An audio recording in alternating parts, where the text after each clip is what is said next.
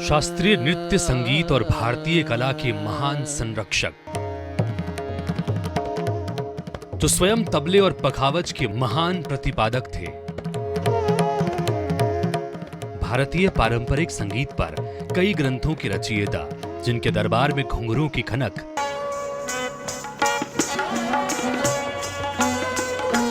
पखावज की थाप, तबले की ताल और संगीत के सुर हर वक्त गूंजते थे।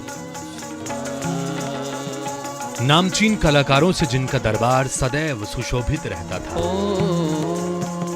रायगढ़ रियासत के सरताज, कथक के रायगढ़ घराने के सूत्रधार, विश्व संगीत सम्राट राजा चक्रधर, जिन्होंने कला और संगीत के नाम अपनी पूरी जिंदगी कर दी, उनकी विरासत आज भी कला साधकों के लिए अनमोल धरोहर है।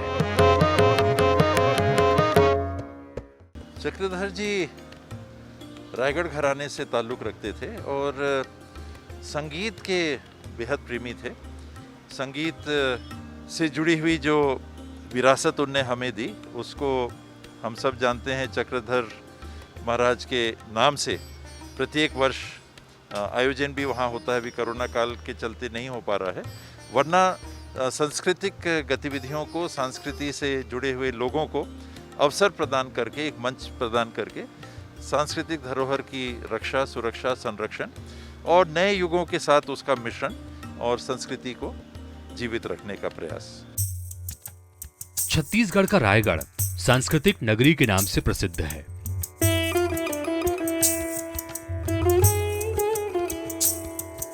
रायगढ़ को यह पहचान मिली है राजा चक्रधर के योगदान के चलते।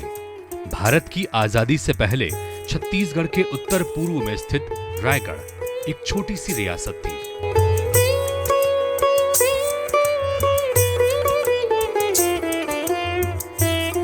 राजा मदन सिंह इस रियासत के संस्थापक थे। रियासत की 8वीं पीढ़ी में धर्मप्रवण, प्रजावत्सल, शास्त्रीय एवं लोक कलाओं के महान संरक्षक राजा भूपदेव सिंह हुए। 19 अगस्त 1905 को राजा भूपदेव सिंह और रानी राम कुंवर के घर दूसरी संतान का जन्म हुआ। गणेश चतुर्थी का दिन था। वो पल विलक्षण था।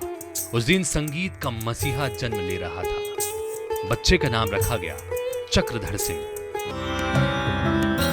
चक्रधर के बड़े भाई नटवर सिंह और छोटे भाई बलभद्र सिंह थे।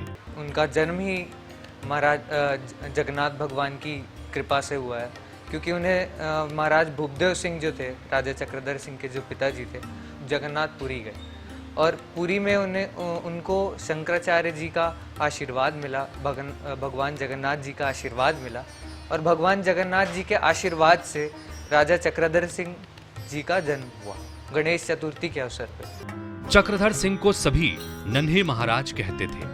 उनका लालन पालन यहाँ के संगीतमय और साहित्यिक वातावरण में ही हुआ।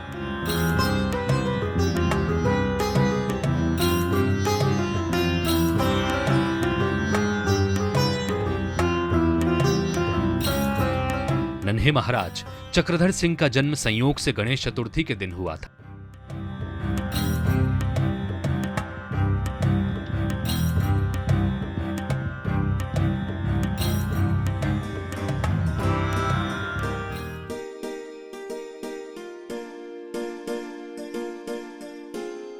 उनके जन्म की खुशी में राजा भूपदेव सिंह ने 2 ऐतिहासिक कार्य किए।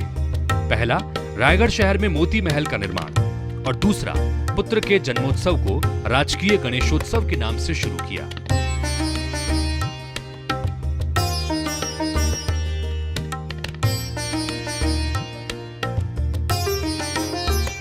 जो गणेश मेला के नाम से पूरे देश में विख्यात हुआ।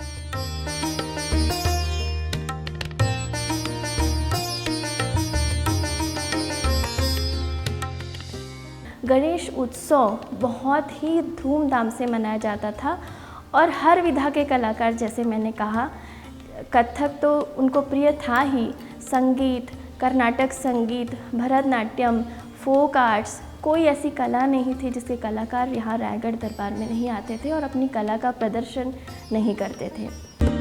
चक्रधर की प्रारंभिक शिक्षा राजमहल में ही उनके बड़े भाई नटवर सिंह के साथ हुई। 1914 में 9 वर्ष की उम्र में उन्हें तबला नवाज ठाकुर लक्ष्मण सिंह की देखरेख में रायपुर के प्रतिष्ठित राजकुमार कॉलेज में दाखिला दिलाया गया। यहाँ पाठ्यक्रम में शारीरिक, मानसिक, धार्मिक, दार्शनिक और संगीत की शिक्षा के अलावा बॉक्सिंग, शूटिंग और घुड़सवारी भी शामिल था। चक्रधर सिंह टेनिस, फुटबॉल और हॉकी के भी अच्छे खिलाड़ी थे। चक्रधर सिंह की पढ़ाई के दौरान ही 1917 में राजा भूपदेव सिंह का 50 वर्ष की आयु में आकस्मिक निधन हो गया। 22 मार्च 1917 को उनके बड़े बेटे नटवर सिंह ने राजगद्दी संभाली। उधर 1923 तक शिक्षा पूरी होने के बाद चक्रधर सिंह का छिंदवाड़ा में 1 साल के प्रशासनिक प्रशिक्षण के दौरान छुरा के जमींदार की बेटी डिश्वरीमती देवी के साथ विवाह कर दिया गया। मशहूर शहनाई वादक भारत रत्न उस्ताद बिस्मिल्लाह खान ने उनकी शादी में अपने वालिद और साथियों के साथ शहनाई बजाई थी।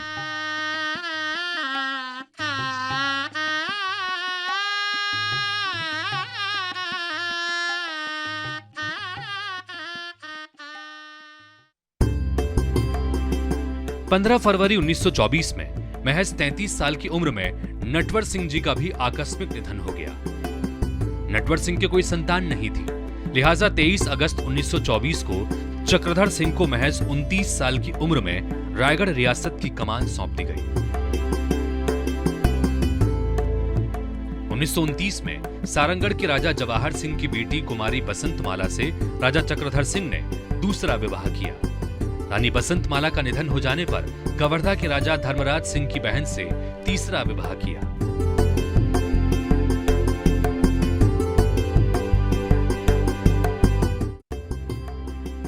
रायगढ़ रियासत के राजा के रूप में राज तिलक के बाद राजा चक्रधर ने बेगार प्रथा बंद करवा दी। साथ ही अपनी रियासत में कृषि, शिक्षा और स्वास्थ्य पर विशेष ध्यान दिया। रायगढ़ में बादल महल, गेस्ट हाउस, टाउन हॉल, अस्पताल, नलघर, विद्युत व्यवस्था, पुस्तकालय आदि का निर्माण उन्हीं के शासनकाल में हुआ। राजकीय कार्यों के अतिरिक्त अपना अधिकांश समय संगीत, नृत्य, कला और साहित्य साधना में ही वो लगाने लगे।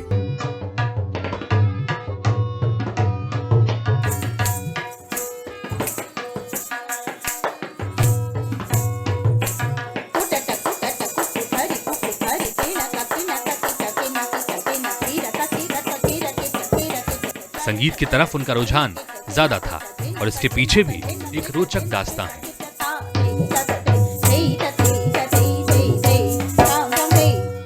एक पंडित जी थे, वो मुगलों के दरबार में संगीतज्ञ थे, तो उनको देश निकाला कर दिया गया। कुछ कारणवश उनका देश निकाला हो गया, तो वो जंगल जंगल घूमते घूमते रायगढ़ के पास एक गढ़ है, दियागढ़, जो हमारे अभी ललुंगा विधानसभा में आता है, दियागढ़ करके है। दियागढ़ में वो आके पनाह लेते हैं। तो दियागढ़ में वो पनाह लेते हैं और दियागढ़ की 2 राजकुमारियां रहती हैं, जिनको वो संगीत की तालीम देते हैं, नृत्य की तालीम देते हैं। पड़ोस के राज्य जो थे मेलूगढ़, उनको पता चला ऐसे विचित्र पंडित हैं वहाँ पे, ऐसी सुंदर राजकुमारियां, तो मेलूगढ़ ने आक्रमण कर दिया दियागढ़ पे। तो दियागढ़ पे जैसे ही आक्रमण किया, वो विजय मेलूगढ़ ने किया। उसके बाद फिर उनके हाथ में आए विशाखदत्त, उनके द्वारा लिखी हुई ग्रंथ नर्तम रहस्यम, वो मेलूगढ़ के पास आई। जब मेलूगढ़ के पास आई ये सब चीज़ें, तो हमने फिर रायगढ़ रियासत ने मेलूगढ़ को आक्रमण किया। तो जब रायगढ़ के लोग मेलूगढ़ गए, आक्रमण किया, फतेह करके आए मेलूगढ़ को, तब राजा चक्रधर सिंह के हाथ में वो ग्रंथ प्राप्त हुआ, नर्तम रहस्यम। तो वो नर्तम रहस्यम की वो ग्रंथ से ही राजा साहब प्रेरणा लेके उन्होंने रायगढ़ घराना की उत्पत्ति की।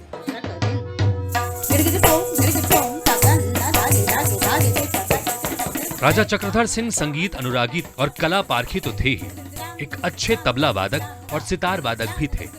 उन्होंने संगीत और साहित्य की दुर्लभ पुस्तकें लिखी हैं।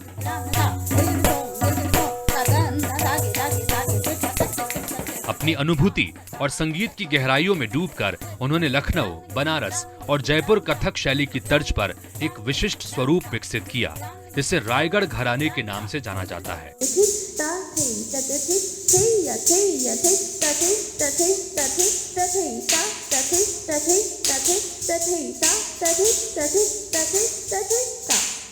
चक्रधर महाराज जी ने कथक को आध्यात्मिक स्वरूप प्रदान करने के लिए उसमें बहुत सी बातें, नई बातें शामिल की, जिसमें कथक में आमद जो होता है, प्रवेश करना जिसे कहते हैं, आमद के स्थान पर उपोद्घात नाम दिया, तोड़ा को त्रोटकम रूप दिया।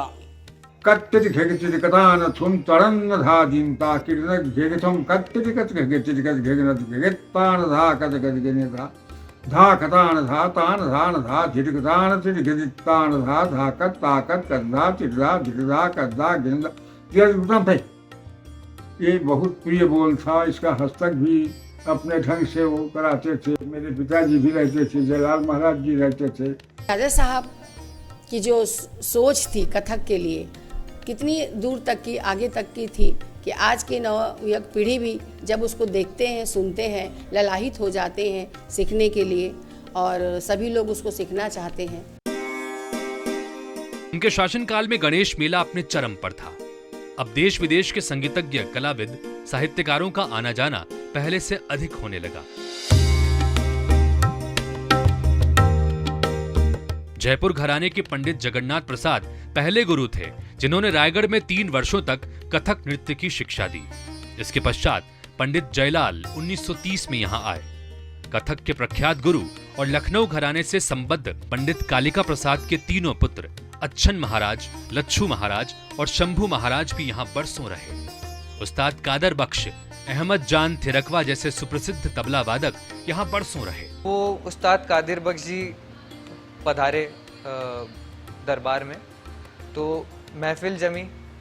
तो राजा चक्रधर सिंह जी महाराज साहब का ये था कि आप धीरे धीरे के बोल बजाइए। तो उस्ताद कादिर बख्श ने अपनी पेशकश दी, और जब उनका प्रस्तुति ख़त्म हुआ तो महाराज साहब राजा चक्रधर सिंह ने उन्होंने कहा कि मज़ा नहीं आया, मतलब कुछ कमी सा लग रहा है। तो उस्ताद कादिर बख्श जी ने कहा, महाराज क्या कोई त्रुटि हो गई है, क्या कमी है, आप बताइए।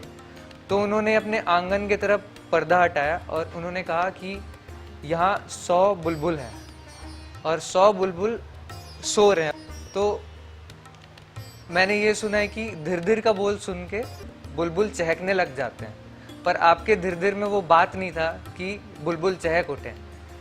तो उस्ताद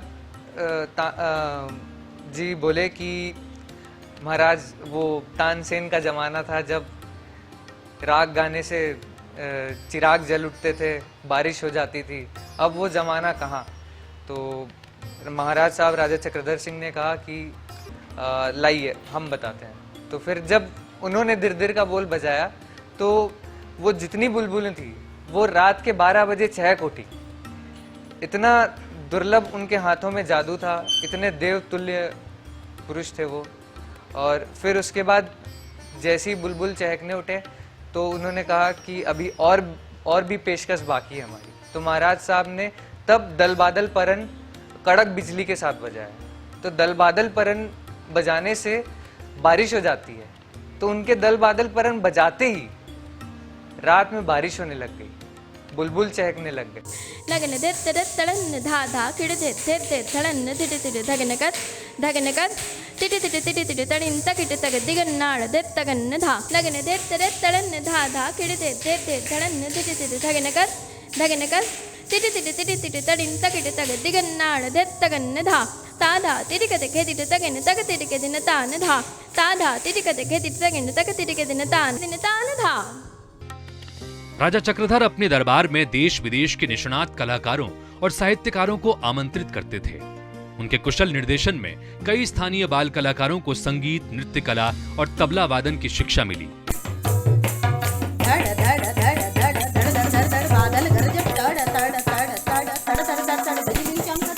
और जिन्होंने देश विदेश में रायगढ़ दरबार की ख्याति फैलाई। इनमें कार्तिक राम, कल्याण दास, फिरतू दास और बर्मन लाल की जोड़ी ने कथक के क्षेत्र में रायगढ़ दरबार की ख्याति पूरे देश में फैलाई।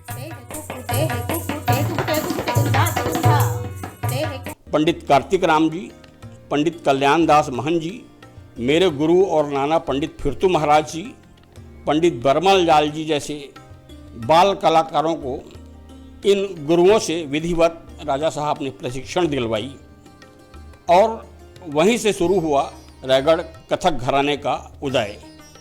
जब ब्रिटिश काल में पूरे कलाकार, जो देश भर के कलाकार थे और बड़े बड़े गुरु थे, उन्हें राजाश्रय नहीं प्राप्त हो रहा था। जब मुग़ल दरबार ख़त्म हो चुके थे और बड़े बड़े गुरु और कलाकार इधर उधर राजाश्रय के लिए भटक रहे थे, जीवन यापन के लिए भटक रहे थे, उस समय उनके कार्यकाल में रायगढ़ दरबार में ऐसा कोई कलाकार, ऐसा कोई बड़ा गुरु नहीं हुआ जो रायगढ़ में नहीं आया हो और उन्हें इतना सम्मान मिला और राजाश्रय प्राप्त हुआ कि जिसकी हम कल्पना भी नहीं कर सकते। निश्चित रूप से रायगढ़ कथक घराना के निर्माण में इन कलाकारों का बहुत बड़ा योगदान रहा है। इन्हीं में से एक है पंडित कला गुरु रामलाल नृत्याचार्य, जिन्होंने रायगढ़ दरबार में नृत्य की शिक्षा ली थी।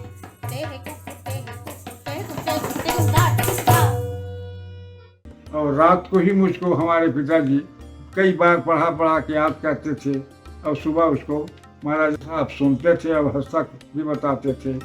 तो गुरु लोग जो बंदिश बताते थे उसमें, तो जो बंदिश में जैसे कत्ते दिखेगे कटान तुम तड़न धा दिन ताकि तान था, इसमें भी कोई फर्क होता था। तो बाबू इसको जरा अच्छा से कलाई घुमाओ, इधर देखो, निगाह इधर जाएगा, ऐसा बताते थे। महाराज साहब कुर्सी में बैठ रहते थे। राजा चक्रधर बड़े संगीत मर्मज्ञ थे। नृत्य, गीत और तबले पर उन्होंने कई ग्रंथों की रचना की। राजा चक्रधर सिंह ने कथक की कई नई बंदिशों को भी तैयार किया।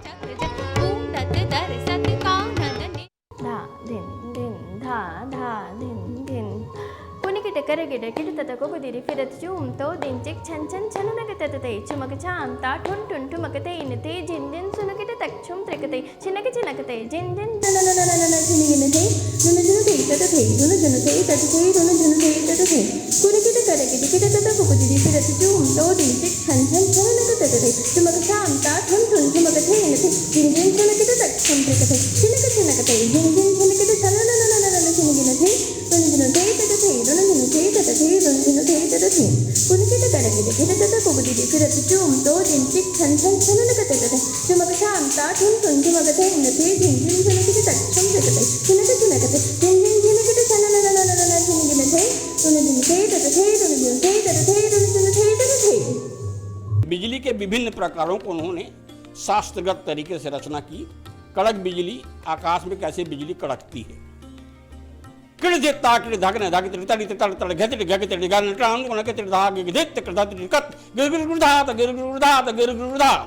साहब को हाथियों से बहुत प्यार था। एक बार गज विलास गति, क्योंकि गज की जो चाल होती है, बहुत ही बड़े बड़े कवियों ने उसका वर्णन किया है, तो उन्होंने गज को मदिरा का सेवन कराया कि और वो कैसे विलास गति करेगा। तो वो मदिरा सेवन के बाद उसकी चाल को देख करके उन्होंने उस कंपोजिशन का निर्माण किया।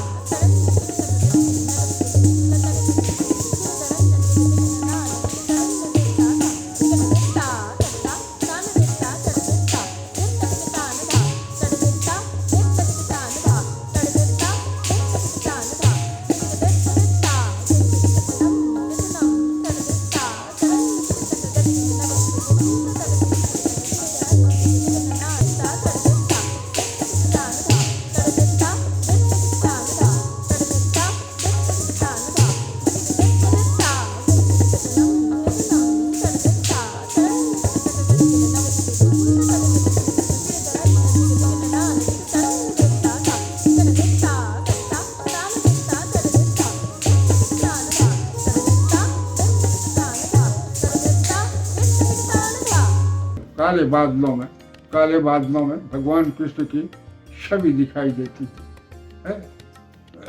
कान्हा निरखी स्वयं करी अनुराग गगसम। चक्र पियलक है, राजा चक्रधर सिंह जी के लगते हैं, चक्र पियलक है तो झझ प्रेम प्यासु नायिका के आंख से आंसू आते, झझ झझ झझ झझ री झझ झम झम प्यास तथई तथई तथई।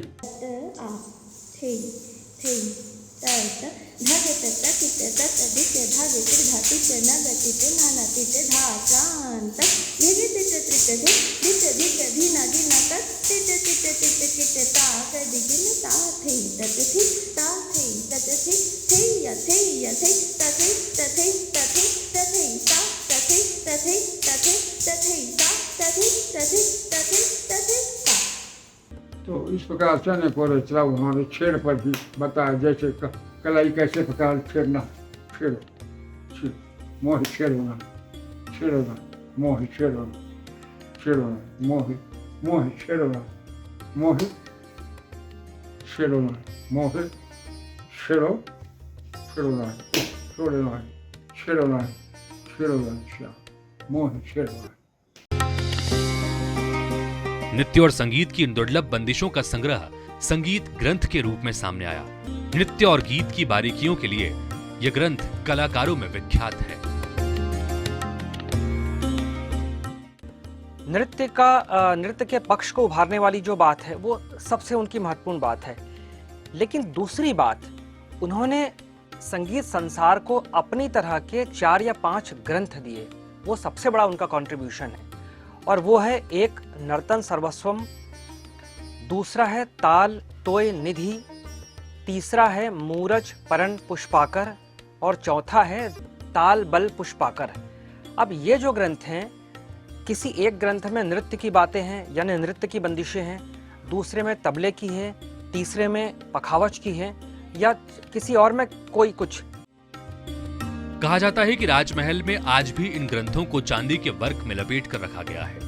वो ये बोलते थे कि एक ऐसा नृत्य जो बहुत ही खूबसूरत हो, जिसमें सब कुछ हो, तो उस ग्रंथ का नाम ही उन्होंने नर्तन सर्वस्वम रखा। और इसका वेट मैं आपको बताना चाहूँगी, इस ग्रंथ का वेट है 6.5 किलोग्राम।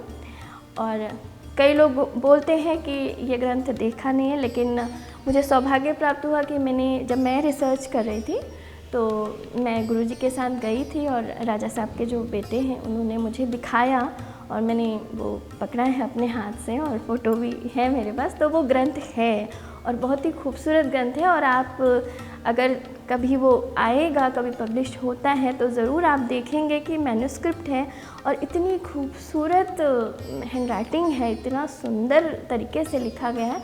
तो राजा साहब स्पेशली बनारस से बुलवाते थे लिखने के लिए, और उनके जो पेजेस हैं, जो पन्ने होते थे, वो लंदन से आते थे।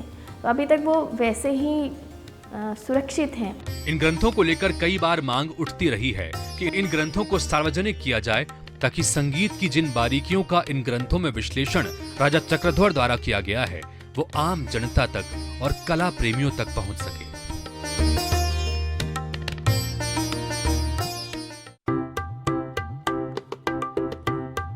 1938 में इलाहाबाद में आयोजित अखिल भारतीय संगीत सम्मेलन में राजा चक्रधर सिंह को अध्यक्ष चुना गया था।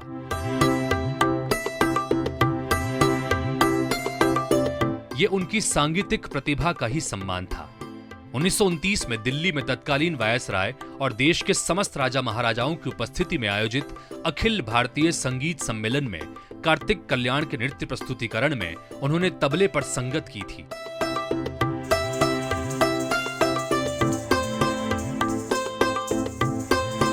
जिससे वायसराय और दतिया नरेश ने प्रभावित होकर उन्हें संगीत सम्राट की उपाधि से सम्मानित किया। आज पूरे भारत में अगर आपको कथक देखने को मिल रहा है तो वो रायगढ़ की योगदान है। इससे बड़ी बात मैं और क्या कह सकती हूँ। गुरुओं का जो स्नेह रहा है रायगढ़ के प्रति और राजा साहब के प्रति उनका रहा होगा, इसलिए उन्होंने इतना स्वर्णिम काम किया है रायगढ़ कथक के लिए। आज पूरा कहना चाहिए एकमात्र ऐसा समारोह है चक्रधर समारोह, जो 10 दिन का समारोह कहीं नहीं होता है। तो ये भी कथक को बचाने के लिए, प्रचार करने के लिए बहुत बड़ी बात है। राजा चक्रधर सिंह का हिंदी, अंग्रेजी, संस्कृत, उड़िया, उर्दू और बांग्ला आदि कई भाषाओं पर अच्छा अधिकार था। वे स्वयं एक संगीतकार होने के साथ साथ अच्छे लेखक भी थे। वे हिंदी काव्य में अपना उपनाम चक्रप्रिया और उर्दू में फरहत लिखा करते थे। उनकी साहित्यिक रचनाओं में अलकापुरी तिलस्मी, माया चक्र, रम्य रास, बैरागढ़िया राजकुमार, काव्य कानन, प्रेम के तीर, रत्नहार, मृगनयनी आदि प्रमुख हैं। जोश ए फरहत और निगार ए फरहत उर्दू में लिखी उनकी प्रसिद्ध कृतियां हैं।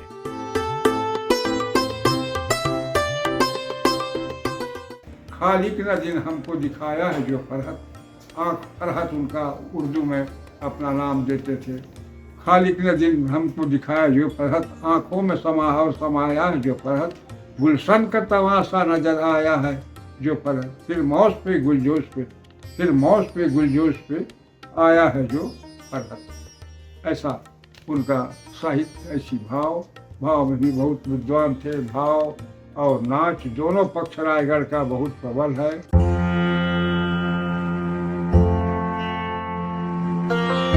राजा चक्रधर सिंह ने न सिर्फ नृत्य और संगीत के बल्कि देसी खेलों को भी बहुत बढ़ावा दिया। उन्हें पतंगबाजी का भी बड़ा शौक था और कुश्ती में भी दिलचस्पी थी। उन्होंने बालानट नाम के एक पहलवान थे जिन्होंने उनको खोजा। उन्होंने राजा साहब ने उनको शिक्षा दी कुश्ती में। उसके बाद फिर वो बालानट को लेके गए थे बंगाल, और रॉयल बंगाल करके 2 पहलवान थे बंगाल में, उनके साथ बालानट का कुश्ती हुआ। तो उन्होंने बालानट ने रॉयल बंगाल को 2 मिनट के अंदर चित कर दिया। अक्टूबर 1947 को मात्र 42 वर्ष की अल्प आयु में ही संगीत के मसीहा राजा चक्रधर सिंह का निधन हो गया।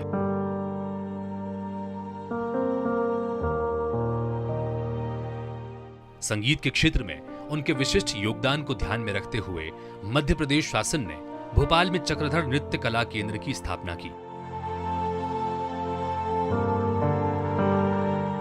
गणेश मेला शासकीय संरक्षण के अभाव में बंद हो गया था, लेकिन 1984 में रायपुर के सांसद रहे केयूर भूषण के प्रयासों से चक्रधर ललित कला केंद्र की स्थापना की गई और 1985 में पहला समारोह गणेश चतुर्थी के दिन राजा महल में चक्रधर सिंह की स्मृति में शुरू किया गया।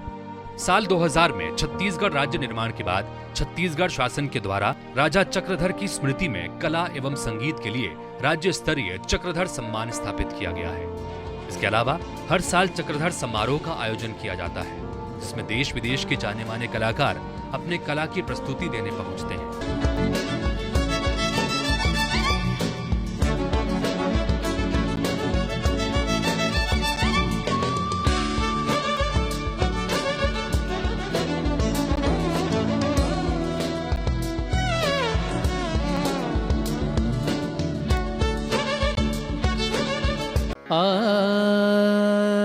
राजा चक्रधर सिंह ने रायगढ़ रियासत को संगीत कला, नृत्य और साहित्य की त्रिवेणी के रूप में ख्याति दिलाई। राजसी ऐश्वर्य, भोग विलास और झूठी प्रतिष्ठा की लालसा से दूर उन्होंने अपना जीवन संगीत, नृत्य कला और साहित्य को समर्पित कर दिया। भारतीय संगीत कला और साहित्य के क्षेत्र में असाधारण योगदान के लिए संगीत सम्राट राजा चक्रधर सिंह को हमेशा याद किया जाता रहेगा।